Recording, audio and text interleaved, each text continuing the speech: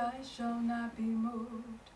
I shall not be moved, just like a tree planted by the water. I shall not be moved. Amen. Good evening, Mr. Toastmaster, fellow Toastmasters, and distinguished guests. My name is Irene Trueheart, and as you've heard, the title of my speech is Everything's Better with a Cup of Tea. I would like to start off by just telling you a little bit about myself. I am a native Baltimorean. I am a wife, mother, grandmother, and student. I love nature. Yes, I do talk to and hug trees. I love singing, writing, and dancing, and a nice hot cup of tea. Okay. When I was a child, you could hear hymns sung like the ones that I shared with you by my parents as they sat at the kitchen table drinking their coffee or tea.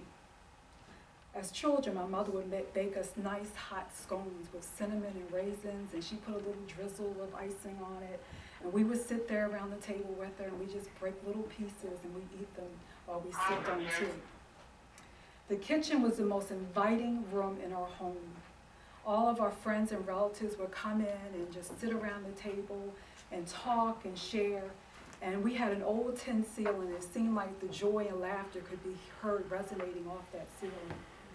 My parents left me a wonderful legacy of loving God and loving people. As life goes, trouble comes. And with it, I was in my first semester of college when both of my parents moved on. By the time I had withdrew, life took a different turn for me. As a young woman, I faced many trials, and a lot of times it felt as though my back was against the wall. I had a cry within myself, if I could just make it to the first step, I think I could make it the rest of the way. This cry was answered by a little lady who was my neighbor that lived across the street. I had shared with her my desire to go to school, and she volunteered to take two of my children who were not in school yet and watch them for me while I returned to class. This was the hand that brought me up on that first step so I could climb the staircase. And indeed, I did climb that staircase. Since that time, I have had a desire to help others make it to their first step. Often we stop short of helping others because we feel like their problems are too complex. But sometimes they don't need you to take them the long road. And my desire is not to take you on the journey, but to help you, to get moving, to give you the impetus to make that first step. About 5 years ago, my oldest son gave me a vintage tea set.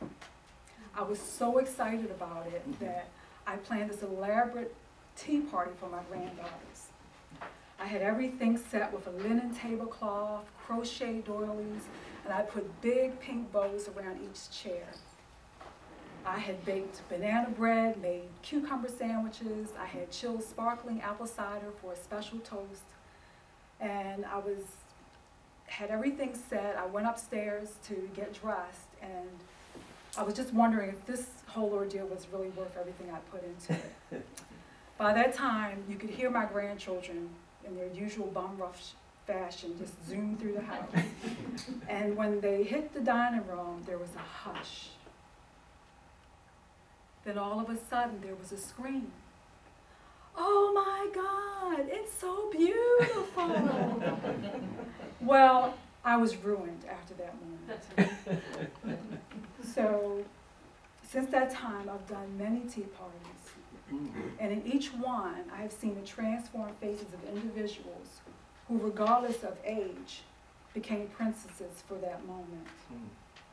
This led me to start developing a nonprofit business for building self-esteem and self-worth in women, children, and teenagers.